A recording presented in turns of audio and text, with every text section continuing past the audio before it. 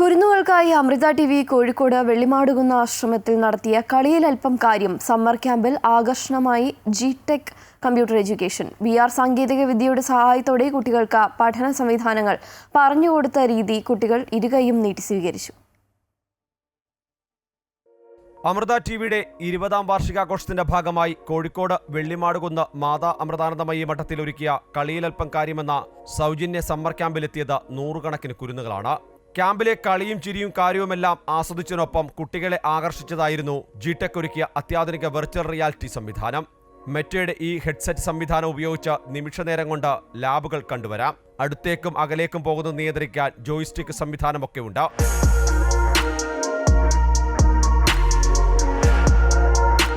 ആധുനിക സാങ്കേതിക സംവിധാനത്തെ കുട്ടികൾ വളരെ ആകാംക്ഷയോടെ സ്വീകരിച്ചു.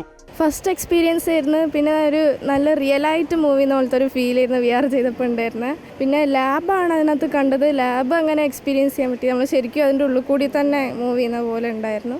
അത്യാധുനിക സാങ്കേതിക വിദ്യ വിനോദത്തിനപ്പുറത്തേക്ക് വിദ്യാഭ്യാസത്തിന്റെ അനന്ത സാധ്യതകൾ തുറന്നിടുന്നുണ്ടെന്ന് ജി-ടെക് സൈബർ സെക്യൂരിറ്റി ഫാക്കൽറ്റിയും റിസർച്ചറുമായ ഷബീർ പറഞ്ഞു.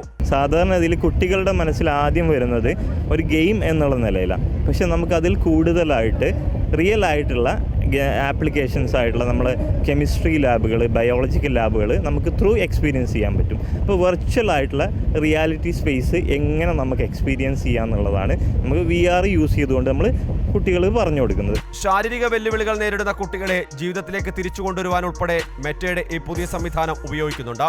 Multimedia and animation, accounting, software and programming ഉൾപ്പെടെ നിരവധി കോഴ്സുകൾ വിദ്യാർത്ഥികൾക്ക് മുന്നിൽ ജി-ടെക് അവതരിപ്പിച്ചു. അമൃത ന്യൂസ്, കോഴിക്കോട്.